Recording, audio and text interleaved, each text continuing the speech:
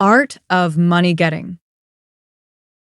In the United States, where we have more land than people, it is not at all difficult for persons in good health to make money. In this comparatively new field, there are so many avenues of success open, so many vocations which are not crowded, that any person of either sex who is willing, at least for the time being, to engage in any respectable occupation that offers, may find lucrative employment.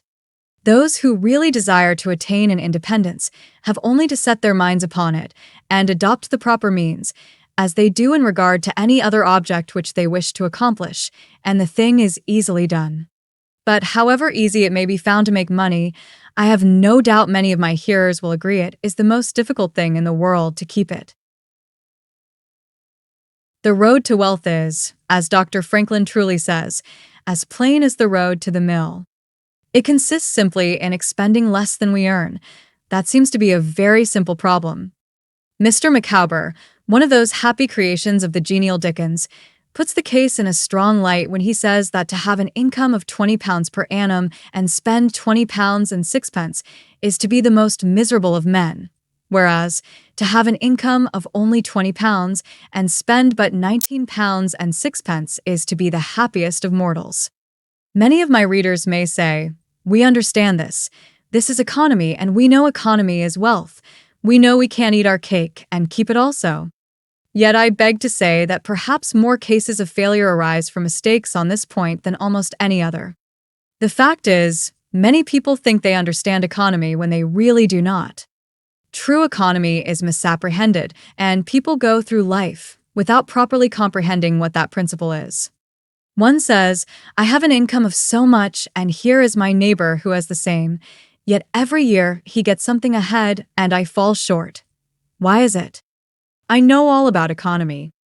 He thinks he does, but he does not.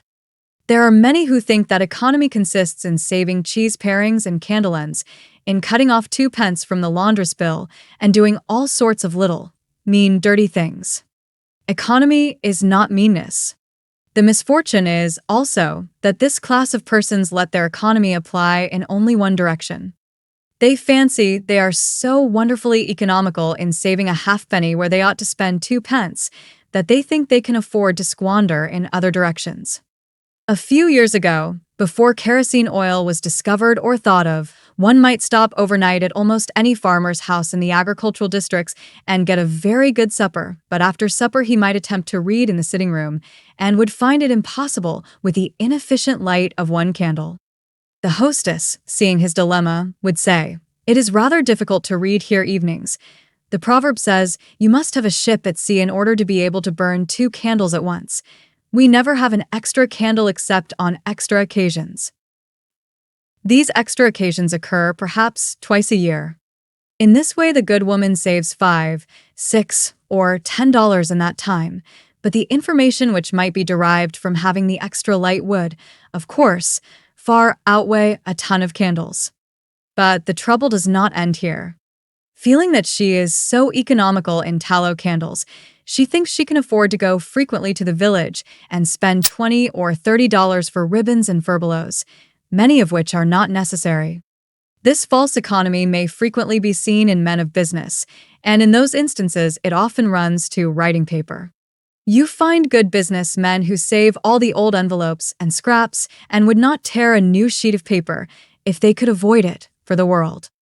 This is all very well. They may in this way save $5 or $10 a year, but being so economical, only in notepaper, they think they can afford to waste time, to have expensive parties, and to drive their carriages.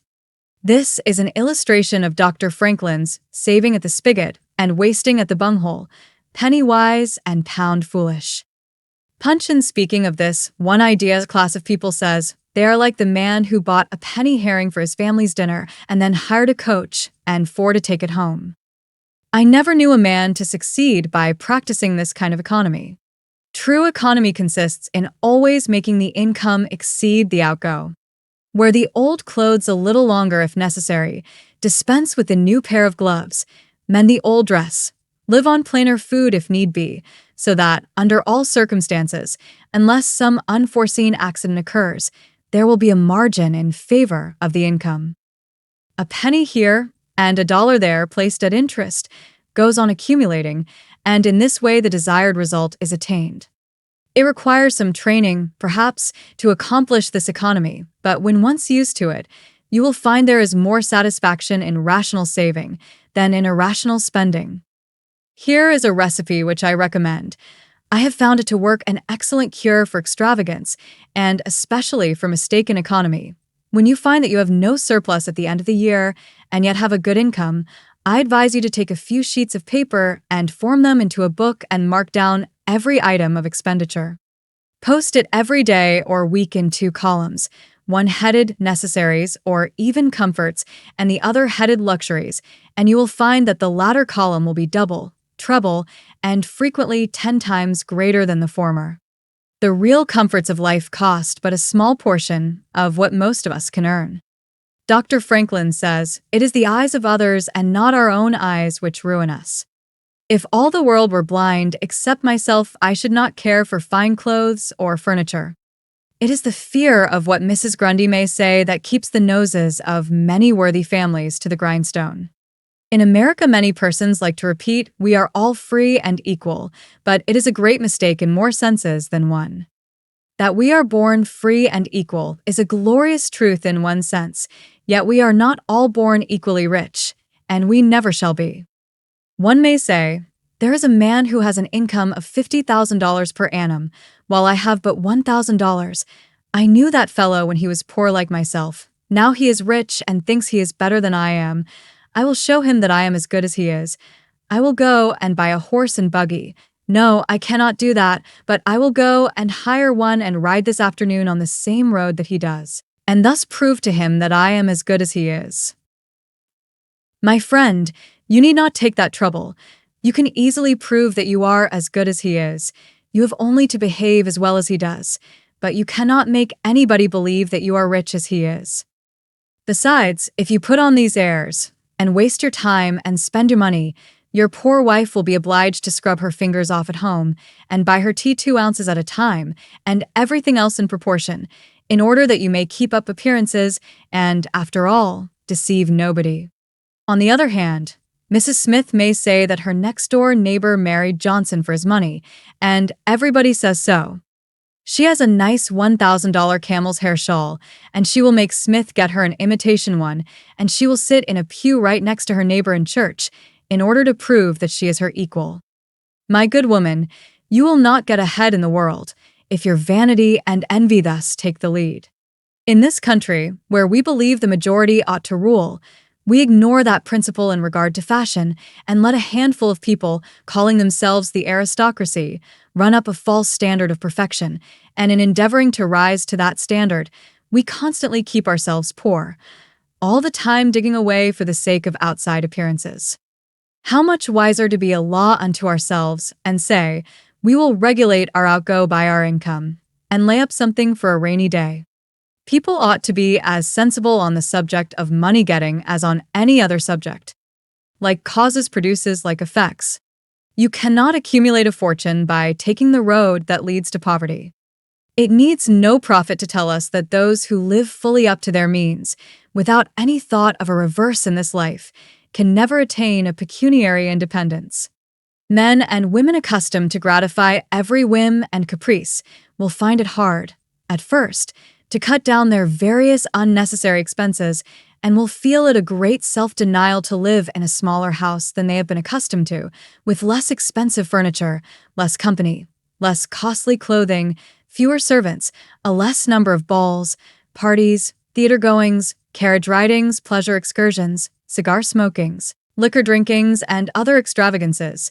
But, after all, if they will try, the plan of laying by a nest egg, or, in other words, a small sum of money, at interest or judiciously invested in land, they will be surprised at the pleasure to be derived from constantly adding to their little pile, as well as from all the economical habits which are engendered by this course. The old suit of clothes and the old bonnet and dress will answer for another season. The Croton or spring water will taste better than champagne. A cold bath and a brisk walk will prove more exhilarating than a ride in the finest coach. A social chat, an evening's reading in the family circle, or an hour's play of Hunt the Slipper and Blind Man's Buff will be far more pleasant than a $50 or $500 party, when the reflection on the difference in cost is indulged in by those who begin to know the pleasures of saving.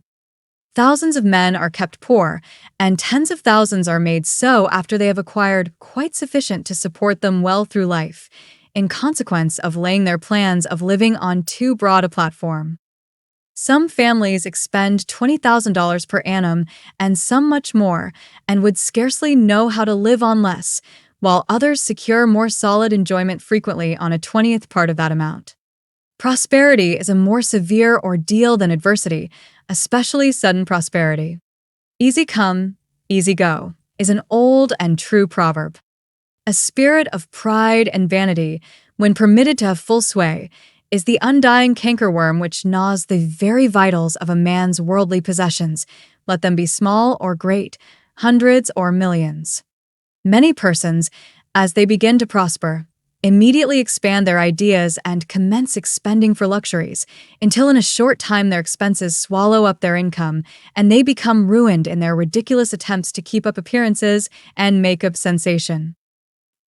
I know a gentleman of fortune who says that when he first began to prosper, his wife would have a new and elegant sofa. That sofa, he says, cost me $30,000.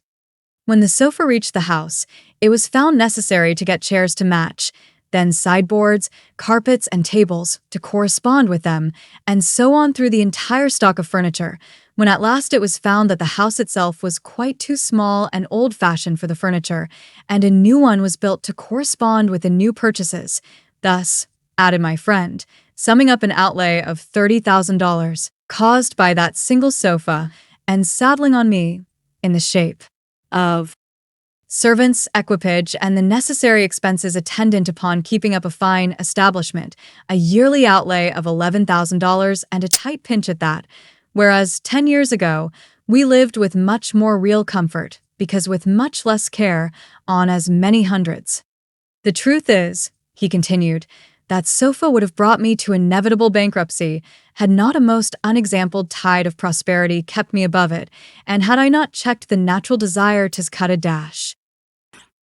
The foundation of success in life is good health. That is the substratum of fortune. It is also the basis of happiness. A person cannot accumulate a fortune very well when he is sick. He has no ambition, no incentive, no force. Of course, there are those who have bad health and cannot help it. You cannot expect that such persons can accumulate wealth, but there are a great many in poor health who need not be so. If, then, sound health is the foundation of success and happiness in life, how important it is that we should study the laws of health, which is but another expression for the laws of nature. The closer we keep to the laws of nature, the nearer we are to good health, and yet how many persons there are who pay no attention to natural laws, but absolutely transgress them, even against their own natural inclination. We ought to know that the sin of ignorance is never winked at in regard to the violation of nature's laws. Their infraction always brings the penalty. A child may thrust its finger into the flames without knowing it will burn, and so suffers. Repentance, even, will not stop the smart. Many of our ancestors knew very little about the principle of ventilation. They did now know much about oxygen, whatever other gin they might have been acquainted with, and consequently, they built their houses with little 7 by 9 feet bedrooms, and these good old pious Puritans would lock themselves up in one of these cells, say their prayers, and go to bed. In the morning they would devoutly return thanks for the preservation of their lives during the night, and nobody had better reason to be thankful. Probably some big crack in the window or in the door let in a little fresh air, and thus saved them. Many persons knowingly violate the laws of nature against their better impulses, for the sake of fashion. For instance, there is one thing that nothing living except a vile worm ever naturally loved, and that is tobacco. Yet how many persons there are who deliberately train an unnatural appetite and overcome this implanted aversion for tobacco to such a degree that they get to love it. They have got hold of a poisonous, filthy weed, or rather that takes a firm hold of them. Here are married men who run about spitting tobacco juice on the carpet and floors, and sometimes even upon their wives besides. They do not kick their wives out of doors like drunken men, but their wives, I have no doubt, often wish they were outside of the house. Another perilous feature is that this artificial appetite, like jealousy, grows by what it feeds on. When you love that which is unnatural, a stronger appetite is created for the hurtful thing than the natural desire for what is harmless. There is an old proverb which says that habit is second nature, but an artificial habit is stronger than nature. Take, for instance, an old tobacco chewer. His love for the quid is stronger than his love for any particular kind of food. He can give up roast beef easier than give up the weed. Young lads regret that they are not men. They would like to go to bed boys and wake up men, and to accomplish this they copy the bad habits of their seniors. Little Tommy and Johnny see their fathers or uncles smoke a pipe, and they say, "If I could only do that, I would be a man too." Uncle John has gone out and left his pipe of tobacco. Let us try it. They take a match and light it, and then puff away. "We will learn to smoke. Do you like it, Johnny?" That lad dolefully replies, "Not very much. It tastes bitter." By and by he grows pale, but he persists, and he soon offers up a sacrifice on the altar of fashion. But the boys stick to it and persevere until at last they conquer their natural appetites and become the victims of acquired tastes. I speak by the book, for I have noticed its effects on myself, having gone so far as to smoke 10 or 15 cigars a day, although I have not used the weed during the last 14 years, and never shall again. The more a man smokes, the more he craves smoking. The last cigar smoked simply excites the desire for another, and so on incessantly. Take the tobacco chewer. In the morning, when he gets up, he puts a quid in his mouth and keeps it there all day, never taking it out except to exchange it for a fresh one, or when he is going to eat. Oh, yes, at intervals during the day and evening, many a chewer takes out the quid and holds it in his hand long enough to take a drink, and then pop it goes back again. This simply proves that the appetite for rum is even stronger than that for tobacco. When the tobacco chewer goes to your country seat and you show him your grapery and fruit house and the beauties of your garden, when you offer him some fresh, ripe fruit and say, "My friend, I have got here the most delicious apples and pears and peaches and apricots. I have imported them from Spain, France, and Italy. Just see those luscious grapes. There is nothing more delicious nor more healthy than ripe fruit. So help yourself. I want to see you delight yourself with these things." He will roll the dear quid under his tongue and answer, "No, I thank you. I've got tobacco in my mouth." His palate has become narcotized by the noxious weed, and he has lost, in a great measure, the delicate and enviable taste for fruits. This shows what expensive, useless, and injurious habits men will get into. I speak from experience. I have smoked until I trembled like an aspen leaf. The blood rushed to my head, and I had a palpitation of the heart which I thought was heart disease, till I was almost killed with fright. When I consulted my physician, he said break off tobacco using. I was not only injuring my health and spending a great deal of money, but I was setting a bad example. I obeyed his counsel. No young man in the world ever looked so beautiful as he thought he did, behind a 15-cent cigar or a meerschaum. These remarks apply with tenfold force to the use of intoxicating drinks. To make money requires a clear brain. A man has got to see that 2 and 2 make 4. He must lay all his plans with reflection and forethought, and closely examine all the details and the ins and outs of business. As no man can succeed in business unless he has a brain to enable him to lay his plans and reason to guide him in their execution, so, no matter how bountifully a man may be blessed with intelligence, if the brain is muddled and his judgment warped by intoxicating drinks, it is impossible for him to carry on business successfully. How many good opportunities have passed, never to return, while a man was sipping of a social glass with his friend? How many foolish bargains have been made under the influence of the nervine, which temporarily makes its victim think he is rich? How many important chances have been put off until tomorrow, and then forever, because the wine cup has thrown the system into a state of lassitude, neutralizing the energies so essential to success in business. Verily, wine is a mocker. The use of intoxicating drinks as a beverage is as much an infatuation as is the smoking of opium by the Chinese, and the former is quite as destructive to the success of the business man as the latter. It is an unmitigated evil, utterly indefensible in the light of philosophy, religion, or good sense. It is the parent of nearly every other evil in our country. Chapter 1. Don't mistake your vocation. The safest plan, and the one most sure of success for the young man starting in life, is to select the vocation which is most congenial to his tastes. Parents and guardians are often quite too negligent in regard to this. It is very common for a father to say, for example, "I have 5 boys. I will make Billy a clergyman, John a lawyer, Tom a doctor, and Dick a farmer." He then goes into town and looks about to see what he will do with Sammy. He returns home and says, "Sammy, I see watchmaking is a nice, genteel business. I think I will make you a goldsmith." He does this, regardless of Sam's natural inclinations or genius. We are all, no doubt, born for a wise purpose. There is as much diversity in our brains as in our countenances. Some are born natural mechanics, while some have great aversion to machinery. Let a dozen boys of 10 years get together, and you will soon observe 2 or 3 are whittling out some ingenious device, working with locks or complicated machinery. When they were but 5 years old, their father could find no toy to please them like a puzzle. They are natural mechanics, but the other 8 or 9 boys have different aptitudes. I belong to the latter class. I never had the slightest love for mechanism. On the contrary, I have a sort of abhorrence for complicated machinery. I never had ingenuity enough to whittle a cider tap, so it would not leak. I never could make a pen that I could write with or understand the principle of a steam engine. If a man was to take such a boy as I was and attempt to make a watchmaker of him, the boy might, after an apprenticeship of 5 or 7 years, be able to take apart and put together a watch, but all through life he would be working uphill and seizing every excuse for leaving his work and idling away his time. Watchmaking is repulsive to him. Unless a man enters upon the vocation intended for him by nature and best suited to his peculiar genius, he cannot succeed.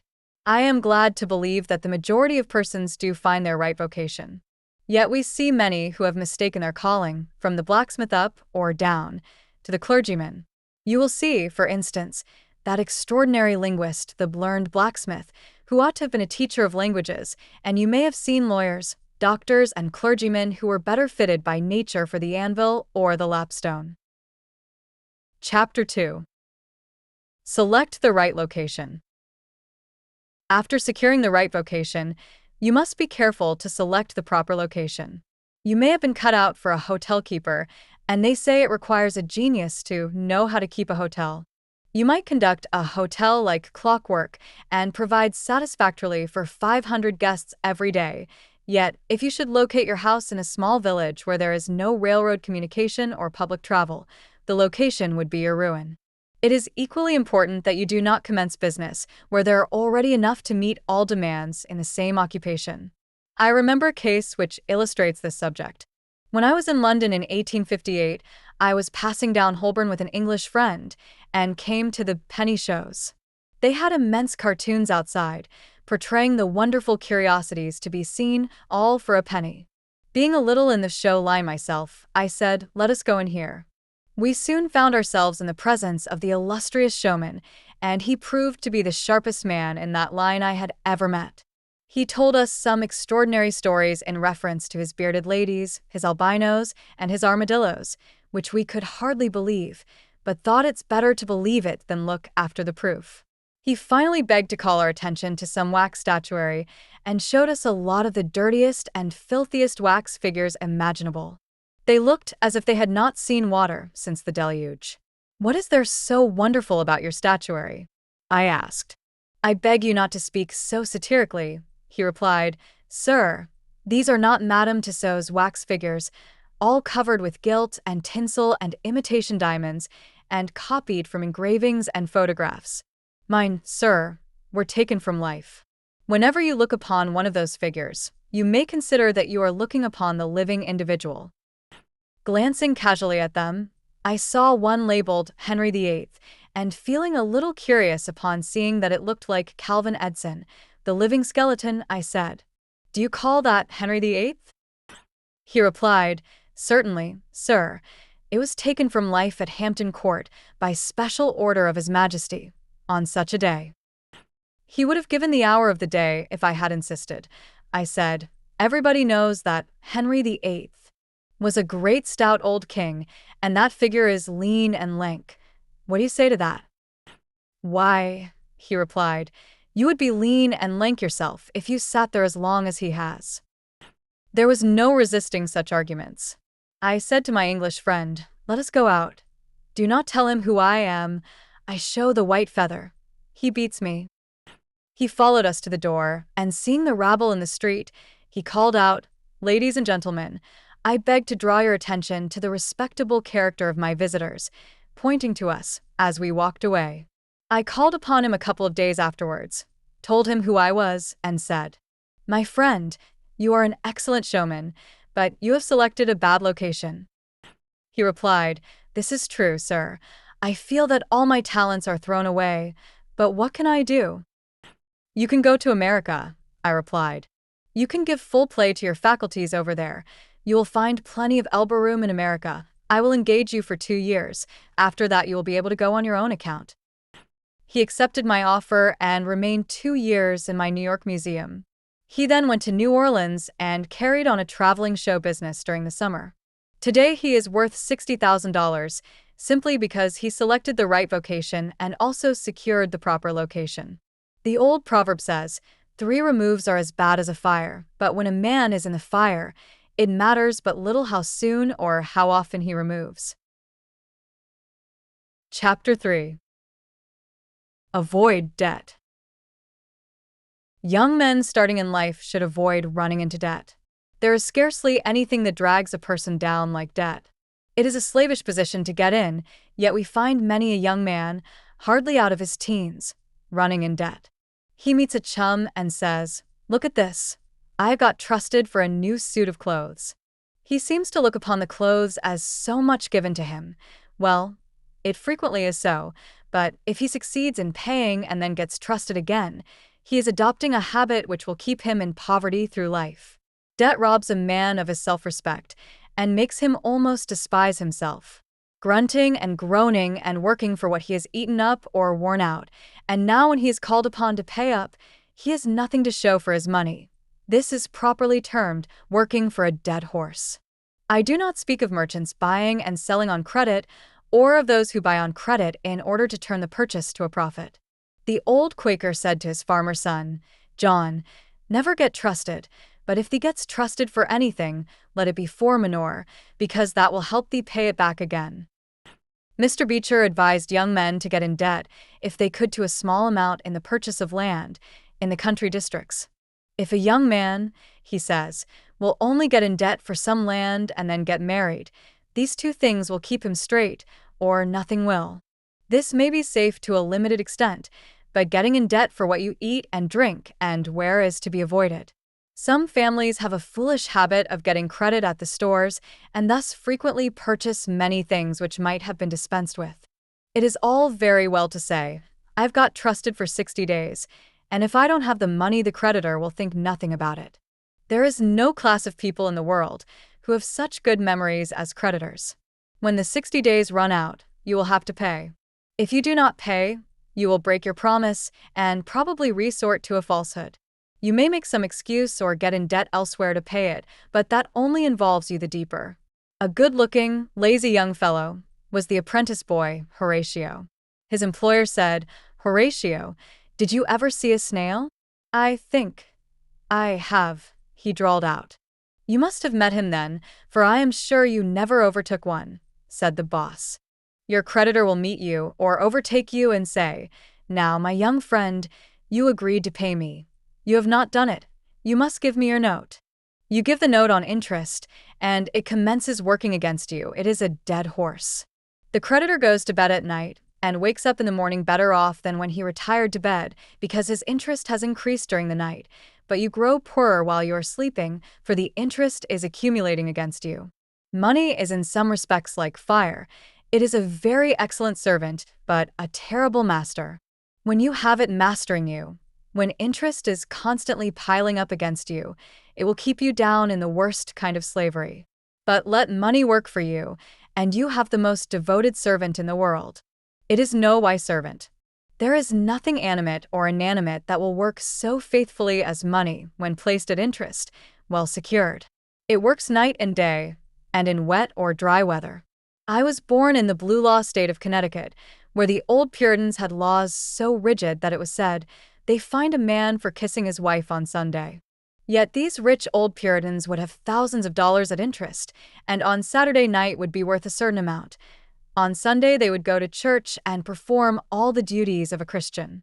On waking up on Monday morning, they would find themselves considerably richer than the Saturday night previous, simply because their money placed at interest had worked faithfully for them all day Sunday, according to law. Do not let it work against you. If you do, there is no chance for success in life, so far as money is concerned. John Randolph, the eccentric Virginian, once exclaimed in Congress, "Mr. Speaker, I have discovered the philosopher's stone. Pay as you go." This is, indeed, nearer to the philosopher's stone than any alchemist has ever yet arrived. Chapter 4. Persevere.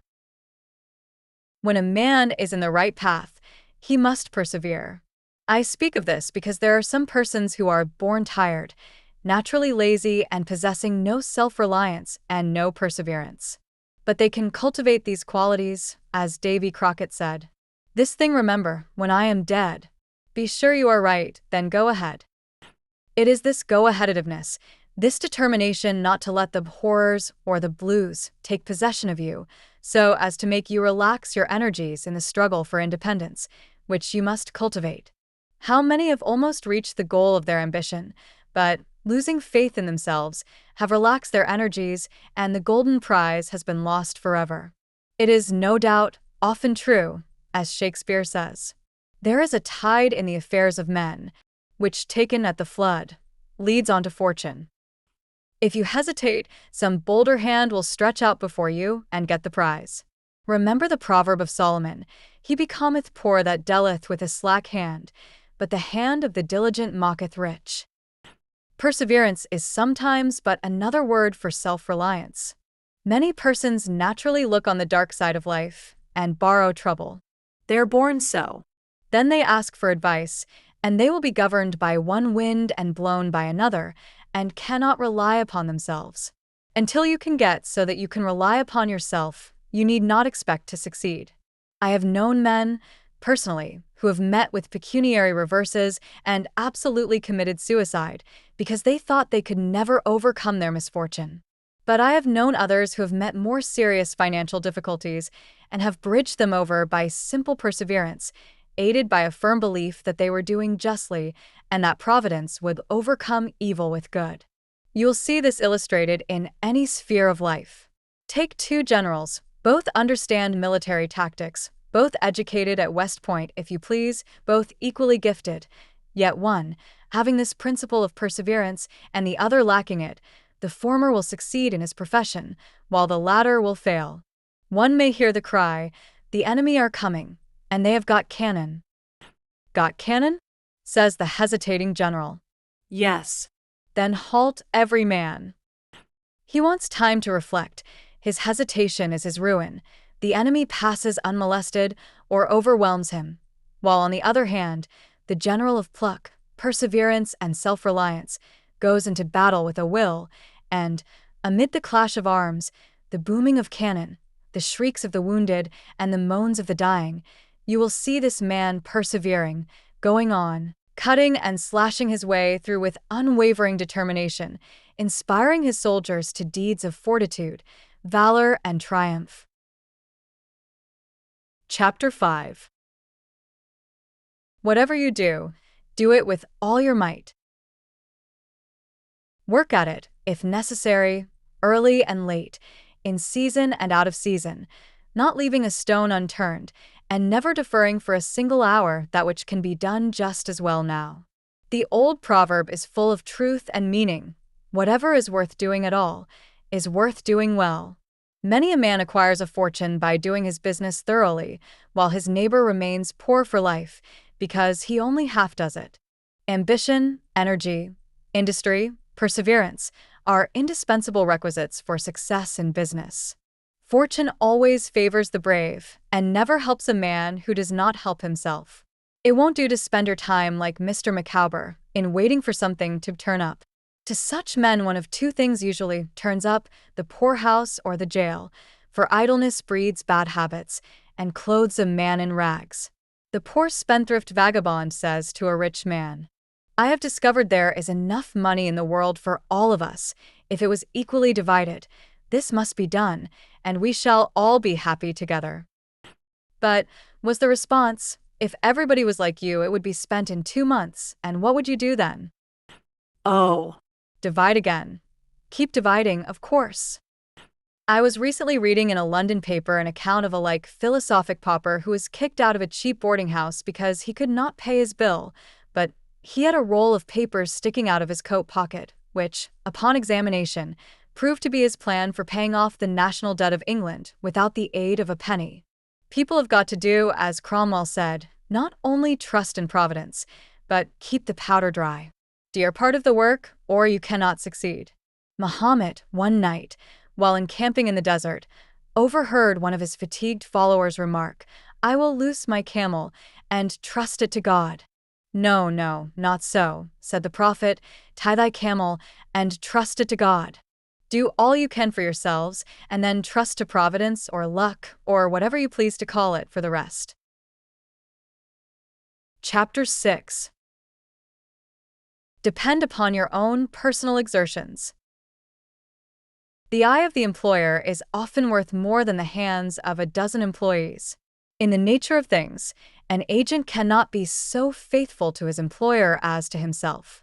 Many who are employers will call to mind instances where the best employees have overlooked important points which could not have escaped their own observation as a proprietor. No man has a right to expect to succeed in life unless he understands his business, and nobody can understand his business thoroughly unless he learns it by personal application and experience. A man may be a manufacturer. He has got to learn the many details of his business personally. He will learn something every day, and he will find he will make mistakes nearly every day. And these very mistakes are helps to him in the way of experiences if he but heeds them. He will be like the Yankee tin peddler, who, having been cheated as to quality in the purchase of his merchandise, said, "All right, there's a little information to be gained every day. I will never be cheated in that way again." Thus a man buys his experience, and it is the best kind if not purchased at too dear a rate. I hold that every man should, like Cuvier, the French naturalist, thoroughly know his business. So proficient was he in the study of natural history that you might bring to him the bone, or even a section of a bone of an animal which he had never seen described, and reasoning from analogy, he would be able to draw a picture of the object from which the bone had been taken. On one occasion his students attempted to deceive him. They rolled one of their number in a cow skin and put him under the professor's table as a new specimen. When the philosopher came into the room, some of the students asked him what animal it was. Suddenly the animal said, "I am the devil, and I am going to eat you." It was but natural that Cuvier should desire to classify this creature, and examining it intently, he said, "Divided hoof, graminivorous. It cannot be done." He knew that an animal with a split hoof must live upon grass and grain, or other kind of vegetation, and would not be inclined to eat flesh, dead or alive, so he considered himself perfectly safe. The possession of a perfect knowledge of your business is an absolute necessity in order to ensure success. Among the maxims of the elder Rothschild was one, an apparent paradox: be cautious and bold. This seems to be a contradiction in terms, but it is not, and there is great wisdom in the maxim. It is, in fact, a condensed statement of what I have already said. It is to say, you must exercise your caution in laying your plans, but be bold in carrying them out. A man who is all caution will never dare to take hold and be successful, and a man who is all boldness is merely reckless and must eventually fail. A man may go on, change, and make $50,000 or $100,000 in speculating in stocks at a single operation. But if he has simple boldness without caution, it is mere chance, and what he gains today he will lose tomorrow. You must have both the caution and the boldness to ensure success. The Rothschilds have another maxim: never have anything to do with an unlucky man or place. That is to say, never have anything to do with a man or place which never succeeds, because, although a man may appear to be honest and intelligent, yet if he tries this or that thing and always fails, it is on account of some fault or infirmity that you may not be able to discover, but nevertheless which must exist. There is no such thing in the world as luck. There never was a man who could go out in the morning and find a purse full of gold in the street today, and another tomorrow, and so on, day after day. He may do so once in his life, but so far as mere luck is concerned, he is as liable to lose it as to find it. Like causes produce like effects. If a man adopts the proper methods to be successful, luck will not prevent him. If he does not succeed, there are reasons for it, although perhaps he may not be able to see them. Chapter 7.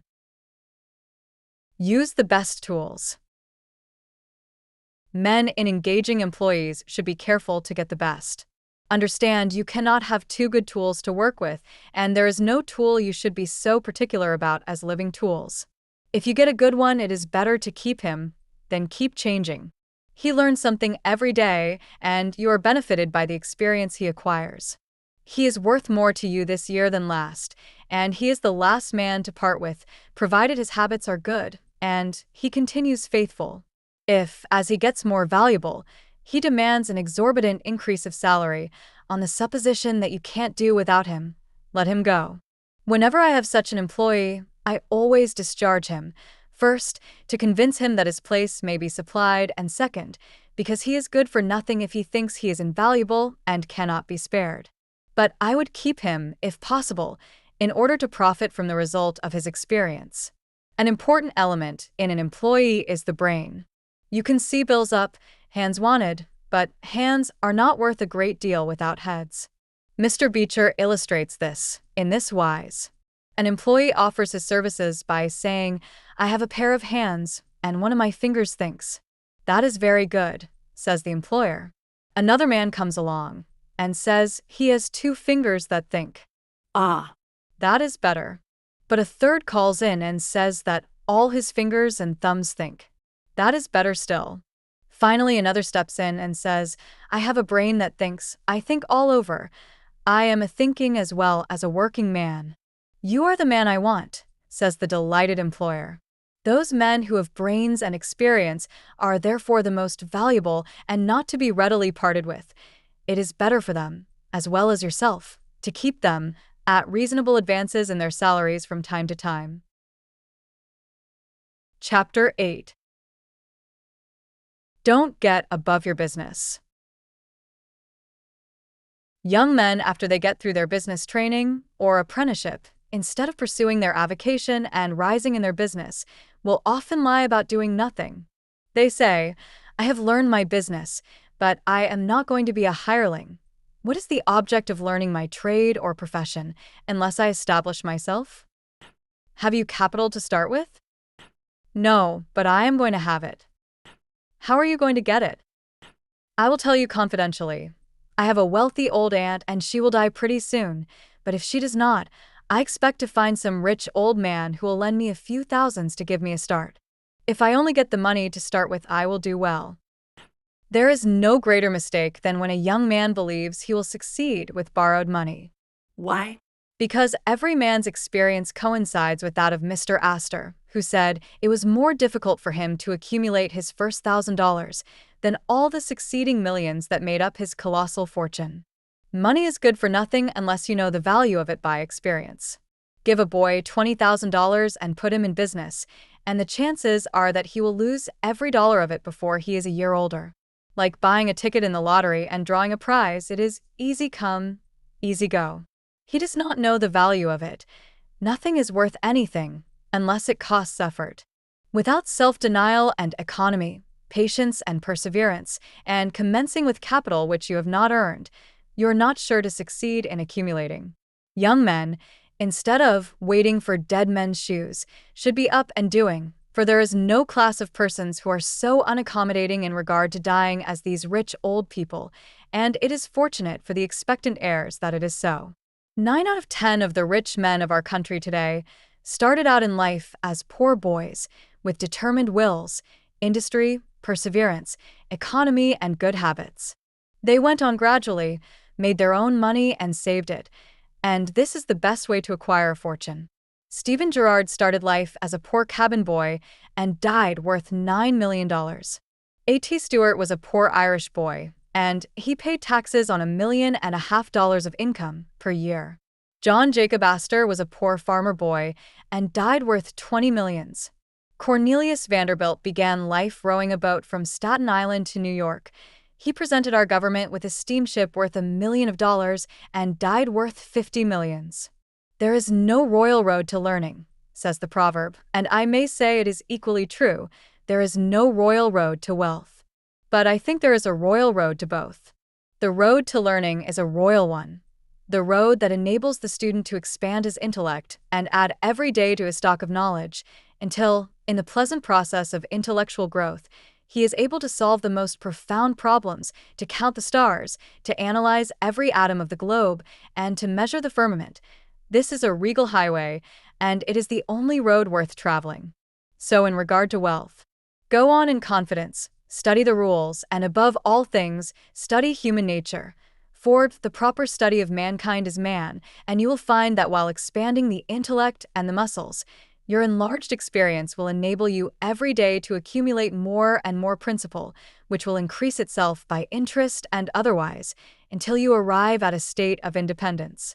You will find, as a general thing, that the poor boys get rich and the rich boys get poor. For instance, a rich man at his decease leaves a large estate to his family. His eldest sons, who have helped him earn his fortune, know by experience the value of money, and they take their inheritance and add to it. The separate portions of the young children are placed at interest, and the little fellows are patted on the head and told a dozen times a day, "You are rich. You will never have to work. You can always have whatever you wish, for you were born with a golden spoon in your mouth." The young heir soon finds out what that means. He has the finest dresses and playthings. He is crammed with sugar candies and almost killed with kindness, and he passes from school to school, petted and flattered. He becomes arrogant and self-conceited, abuses his teachers, and carries everything with a high hand. He knows nothing of the real value of money, having never earned any, but he knows all about the golden spoon business. At college, he invites his poor fellow students to his room, where he wines and dines them. He is cajoled and caressed and called a glorious good fellow because he is so lavish of his money. He gives his game suppers, drives his fast horses, invites his chums to fetes and parties, determined to have lots of good times. He spends the night in frolics and debauchery and leads off his companions with the familiar song, "We won't go home till morning."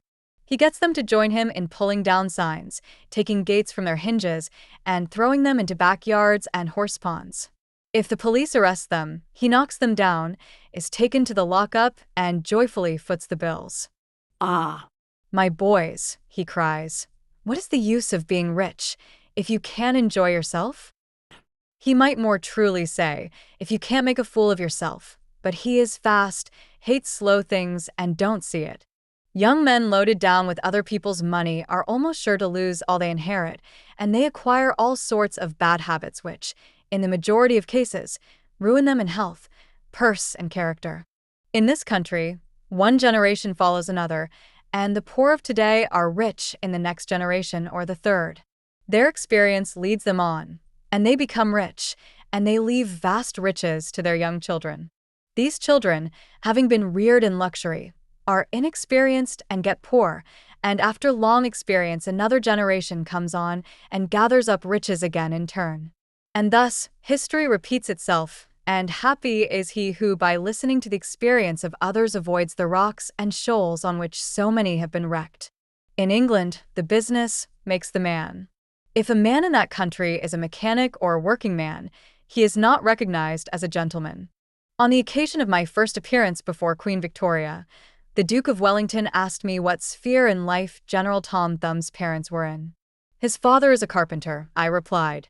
Oh, I had heard he was a gentleman, was the response of his grace. In this Republican country, the man makes the business. No matter whether he is a blacksmith, a shoemaker, a farmer, banker, or lawyer, so long as his business is legitimate, he may be a gentleman. So, any legitimate business is a double blessing.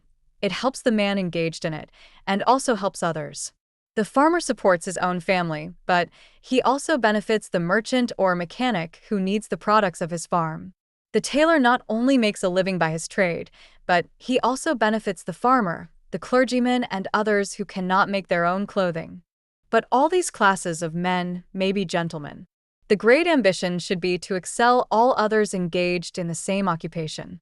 The college student who was about graduating said to an old lawyer, "I have not yet decided which profession I will follow. Is your profession full?" "The basement is much crowded, but there is plenty of room upstairs," was the witty and truthful reply.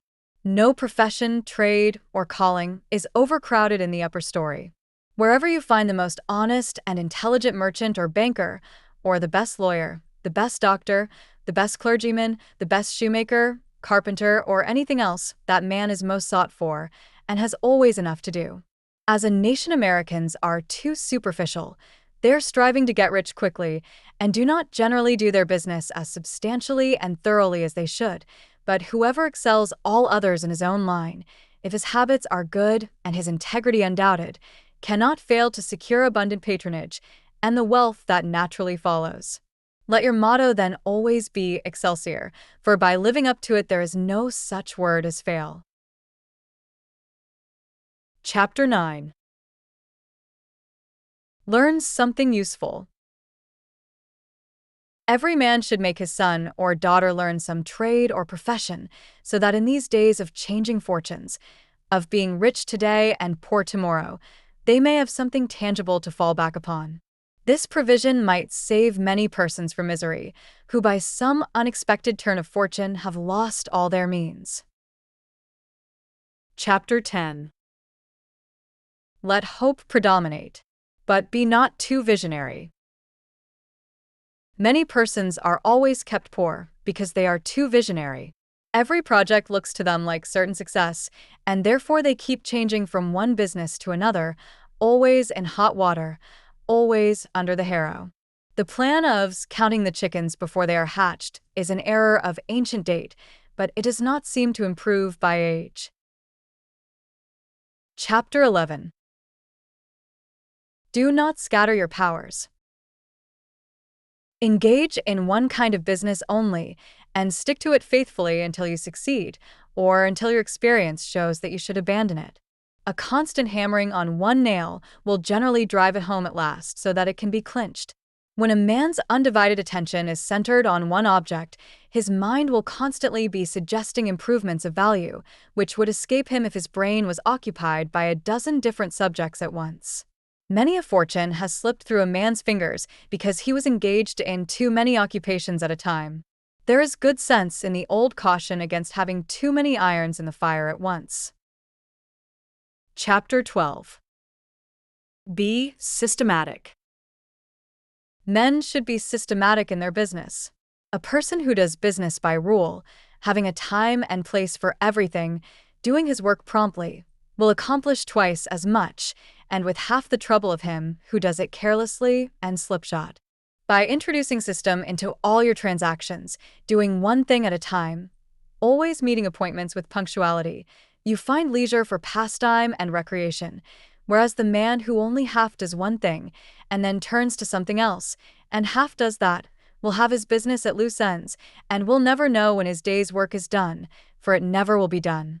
Of course, there is a limit to all these rules. We must try to preserve the happy medium, for there is such a thing as being too systematic. There are men and women, for instance, who put away things so carefully that they can never find them again. It is too much like the red tape formality at Washington and Mr. Dickens' circumlocution office, all theory and no result. When the Astor House was first started in New York City, it was undoubtedly the best hotel in the country. The proprietors had learned a good deal in Europe regarding hotels, and the landlords were proud of the rigid system which pervaded every department of their great establishment. When 12 o'clock at night had arrived, and there were a number of guests around, one of the proprietors would say, "Touch that bell, John," and in 2 minutes 60 servants, with a water bucket in each hand, would present themselves in the hall. "This," said the landlord, addressing his guests, "is our fire bell. It will show you we are quite safe here. We do everything systematically." This was before the Croton water was introduced into the city. But they sometimes carried their system too far. On one occasion, when the hotel was thronged with guests, one of the waiters was suddenly indisposed, and although there were 50 waiters in the hotel, the landlord thought he must have his full complement, or his system would be interfered with. Just before dinner time, he rushed downstairs and said, "There must be another waiter. I am one waiter short. What can I do?" He happened to see Boots, the Irishman. "Pat," said he, "wash your hands and face. Take that white apron and come into the dining room in 5 minutes." Presently Pat appeared as required, and the proprietor said, "Now, Pat, you must stand behind these 2 chairs and wait on the gentleman who will occupy them. Did you ever act as a waiter?" "I know all about it, sure, but I never did it." Like the Irish pilot, on one occasion when the captain, thinking he was considerably out of his course, asked, "Are you certain you understand what you are doing?" Pat replied, "Sure, and I knows every rock in the channel." That moment, bang, thumped the vessel against a rock. "Ah, be jabers, and that is one of 'em," continued the pilot. But to return to the dining room. "Pat," said the landlord, "here we do everything systematically. You must first give the gentlemen each a plate of soup, and when they finish that, ask them what they will have next." Pat replied, "Ah, and I understand perfectly the virtues of shystem." Very soon in came the guests. The plates of soup were placed before them. One of Pat's 2 gentlemen ate his soup, the other did not care for it. He said, "Waiter, take this plate away and bring me some fish." Pat looked at the untasted plate of soup, and remembering the injunctions of the landlord in regard to system, replied, "Not till you have ate your soup." Of course, that was carrying system entirely too far. Chapter 13. Read the newspapers. Always take a trustworthy newspaper and thus keep thoroughly posted in regard to the transactions of the world. He who is without a newspaper is cut off from his species. In these days of telegraphs and steam, many important inventions and improvements in every branch of trade are being made, and he who don't consult the newspapers will soon find himself and his business left out in the cold. Chapter 14. Beware of outside operations. We sometimes see men who have obtained fortunes suddenly become poor. In many cases, this arises from intemperance and often from gaming and other bad habits. Frequently it occurs because a man has been engaged in outside operations of some sort. When he gets rich in his legitimate business, he is told of a grand speculation where he can make a score of thousands. He is constantly flattered by his friends, who tell him that he is born lucky, that everything he touches turns into gold. Now, if he forgets that his economical habits, his rectitude of conduct, and a personal attention to a business which he understood caused his success in life, he will listen to the siren voices.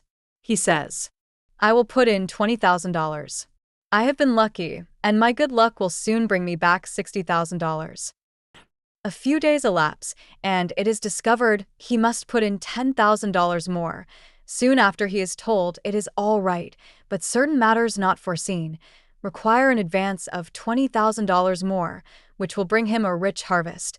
But before the time comes around to realize, the bubble bursts, he loses all he is possessed of, and then he learns what he ought to have known at the first, that however successful a man may be in his own business, if he turns from that and engages in a business which he don't understand, he is like Samson when shorn of his locks, his strength has departed, and he becomes like other men. If a man has plenty of money, he ought to invest something in everything that appears to promise success, and that will probably benefit mankind. But let the sums thus invested be moderate in amount, and never let a man foolishly jeopardize a fortune that he has earned in a legitimate way by investing it in things in which he has had no experience. Chapter 15. Don't endorse without security. I hold that no man ought ever to endorse a note or become security for any man, be it his father or brother, to a greater extent than he can afford to lose and care nothing about, without taking good security. Here is a man that is worth $20,000. He is doing a thriving manufacturing or mercantile trade. You are retired and living on your money. He comes to you and says, "You are aware that I am worth $20,000 and don't owe a dollar. If I had $5,000 in cash, I could purchase a particular lot of goods and double my money in a couple of months. Will you endorse my note for that amount?"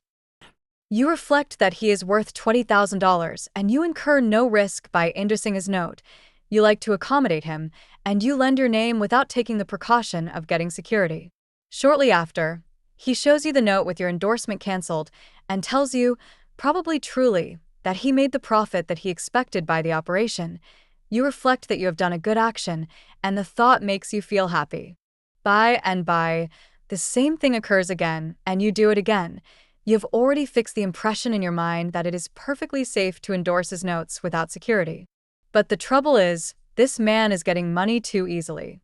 He has only to take your note to the bank, get it discounted, and take the cash. He gets money for the time being without effort, without inconvenience to himself. Now mark the result. He sees a chance for speculation outside of his business. A temporary investment of only $10,000 is required. It is sure to come back before a note at the bank would be due. He places a note for that amount before you. You sign it almost mechanically. Being firmly convinced that your friend is responsible and trustworthy, you endorse his notes as a matter of course. Unfortunately, the speculation does not come to a head quite so soon as was expected, and another $10,000 note must be discounted to take up the last one when due. Before this note matures, the speculation has proved an utter failure, and all the money is lost. Does the loser tell his friend, the indorser, that he has lost half of his fortune? Not at all. He don't even mention that he has speculated at all. But he has got excited. The spirit of speculation has seized him. He sees others making large sums in this way. We seldom hear of the losers, and like other speculators, he looks for his money where he loses it. He tries again. Endorsing notes has become chronic with you, and at every loss he gets your signature for whatever amount he wants. Finally, you discover your friend has lost all of his property, and all of yours. You are overwhelmed with astonishment and grief, and you say, "But it is a hard thing. My friend here has ruined me," but you should add, "I have also ruined him." If you had said in the first place, "I will accommodate you, but I never endorse without taking ample security," he could not have gone beyond the length of his tether, and he would never have been tempted away from his legitimate business. It is a very dangerous thing, therefore, at any time, to let people get possession of money too easily. It tempts them to hazardous speculations, if nothing more. Solomon truly said, "He that hath suretyship is sure." So, with the young man starting in business, let him understand the value of money by earning it. When he does understand its value, then grease the wheels a little in helping him to start business. But remember, men who get money with too great facility cannot usually succeed. You must get the first dollars by hard knocks and at some sacrifice in order to appreciate the value of those dollars. Chapter 16. Advertise your business. We all depend, more or less, upon the public for our support. We all trade with the public: lawyers, doctors, shoemakers, artists, blacksmiths, showmen, opera singers, railroad presidents, and college professors. Those who deal with the public must be careful that their goods are valuable, that they are genuine, and will give satisfaction. When you get an article which you know is going to please your customers, and that when they have tried it, they will feel they have got their money's worth, then let the fact be known that you have got it. Be careful to advertise it in some shape or other, because it is evident that if a man has ever so good an article for sale and nobody knows it, it will bring him no return. In a country like this, where nearly everybody reads, and where newspapers are issued and circulated in editions of 5,000 to 200,000, It would be very unwise if this channel was not taken advantage of to reach the public in advertising. A newspaper goes into the family and is read by wife and children, as well as the head of the home.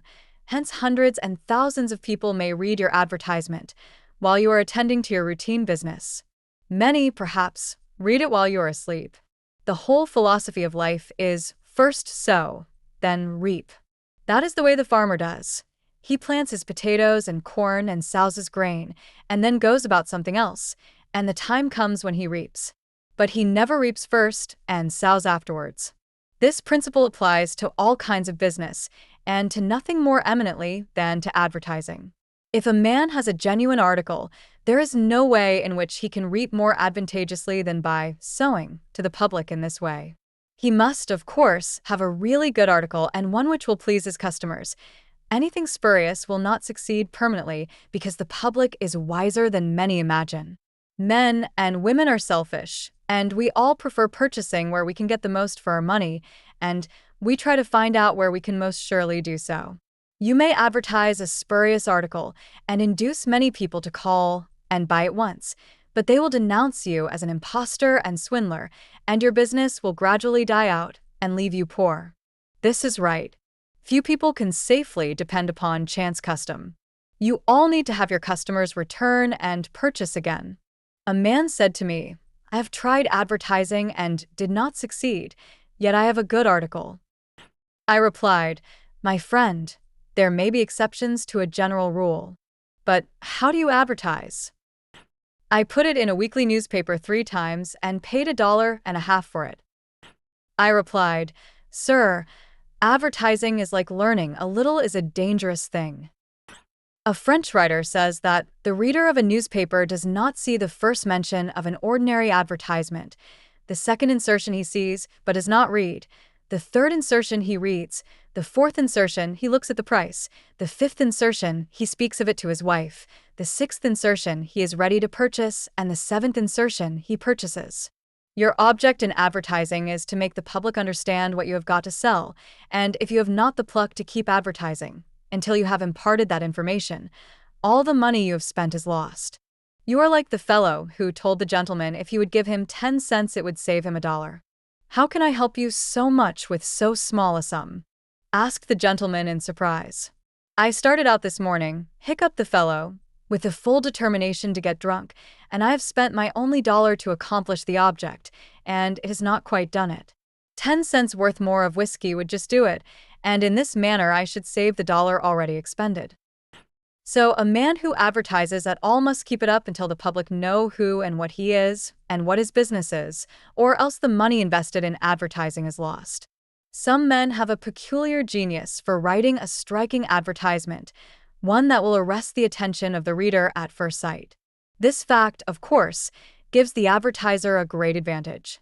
Sometimes a man makes himself popular by an unique sign or a curious display in his window. Recently, I observed a swing sign extending over the sidewalk in front of a store, on which was the inscription in plain letters, "Don't read the other side." Of course I did, and so did everybody else, and I learned that the man had made an independence by first attracting the public to his business in that way, and then using his customers well afterwards. Jenin, the hatter, bought the first Jenny Lind ticket at auction for $225 because he knew it would be a good advertisement for him. "Who is the bidder?" said the auctioneer as he knocked down that ticket at Castle Garden. "Jenin, the hatter," was the response. Here were thousands of people from the Fifth Avenue and from distant cities in the highest stations in life. "Who is Jenin, the hatter?" they exclaimed. They had never heard of him before. The next morning the newspapers and telegraph had circulated the facts from Maine to Texas, and from 5 to 10 millions of people had read that the tickets sold at auction for Jenny Lind's first concert amounted to about $20,000, and that a single ticket was sold at $225 to Jenin, the hatter. Men throughout the country involuntarily took off their hats to see if they had a Jenin hat on their heads. At a town in Iowa, it was found that in the crowd around the post office, there was one man who had a Jenin hat, and he showed it in triumph, although it was worn out and not worth 2 cents. "Why," one man exclaimed, "you have a real Jenin hat. What a lucky fellow you are." Another man said, Hang on to that hat. It will be a valuable heirloom in your family." Still another man in the crowd, who seemed to envy the possessor of this good fortune, said, "Come, give us all a chance. Put it up at auction." He did so, and it was sold as a keepsake for $9.50. What was the consequence to Mr. Jenin? He sold 10,000 extra hats per annum the first 6 years. 9/10 of the purchasers bought of him, probably out of curiosity, and many of them, finding that he gave them an equivalent for their money, became his regular customers. This novel advertisement first struck their attention, and then, as he made a good article, they came again. Now, I don't say that everybody should advertise as Mr. Jenin did. But I say, if a man has got goods for sale and he don't advertise them in some way, the chances are that someday the sheriff will do it for him.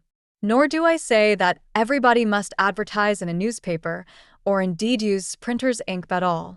On the contrary, although that article is indispensable in the majority of cases, yet doctors and clergymen and sometimes lawyers and some others can more effectually reach the public in some other manner. But it is obvious, they must be known in some way, else how could they be supported? Chapter 17. Be polite and kind to your customers. Politeness and civility are the best capital ever invested in business. Large stores, gilt signs, flaming advertisements will all prove unavailing if you or your employees treat your patrons abruptly. The truth is, the more kind and liberal a man is, the more generous will be the patronage bestowed upon him. Like begets like. The man who gives the greatest amount of goods of a corresponding quality for the least sum, still reserving for himself a profit, will generally succeed best in the long run. This brings us to the golden rule: as ye would that men should do to you, do ye also to them, and they will do better by you than if you always treated them as if you wanted to get the most you could out of them for the least return. Men who drive sharp bargains with their customers, acting as if they never expected to see them again, will not be mistaken. They will never see them again as customers. People don't like to pay and get kicked also. One of the ushers in my museum once told me he intended to whip a man who was in the lecture room as soon as he came out. "What for?" I inquired. "Because he said I was no gentleman," replied the usher. "Never mind," I replied, "he pays for that, and you will not convince him you are a gentleman by whipping him. I cannot afford to lose a customer. If you whip him, he will never visit the museum again, and he will induce friends to go with him to other places of amusement instead of this, and thus you see, I should be a serious loser." "But he insulted me," muttered the usher. "Exactly," I replied, "and if he owned the museum, and you had paid him for the privilege of visiting it, and he had then insulted you, there might be some reason in your resenting it, but in this instance he is the man who pays, while we receive, and you must, therefore, put up with his bad manners." My usher laughingly remarked that this was undoubtedly the true policy, but he added that he should not object to an increase of salary if he was expected to be abused in order to promote my interest. Chapter 18. Be charitable. Of course, men should be charitable because it is a duty and a pleasure. But even as a matter of policy, if you possess no higher incentive, you will find that the liberal man will command patronage, while the sordid, uncharitable miser will be avoided. Solomon says, "There is that scattereth and yet increaseth, and there is that withholdeth more than meet, but it tendeth to poverty." Of course, the only true charity is that which is from the heart. The best kind of charity is to help those who are willing to help themselves. Promiscuous almsgiving, without inquiring into the worthiness of the applicant, is bad in every sense. But to search out and quietly assist those who are struggling for themselves is the kind that scattereth and yet increaseth. But don't fall into the idea that some persons practice of giving a prayer instead of a potato and a benediction instead of bread to the hungry. It is easier to make Christians with full stomachs than empty. Chapter 19. Don't blab. Some men have a foolish habit of telling their business secrets. If they make money, they like to tell their neighbors how it was done. Nothing is gained by this, and ofttimes much is lost. Say nothing about your profits, your hopes, your expectations, your intentions. And this should apply to letters as well as to conversation.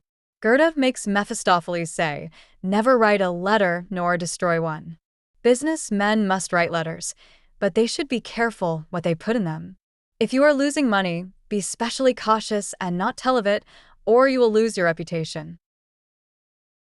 Chapter 20. Preserve your integrity. It is more precious than diamonds or rubies.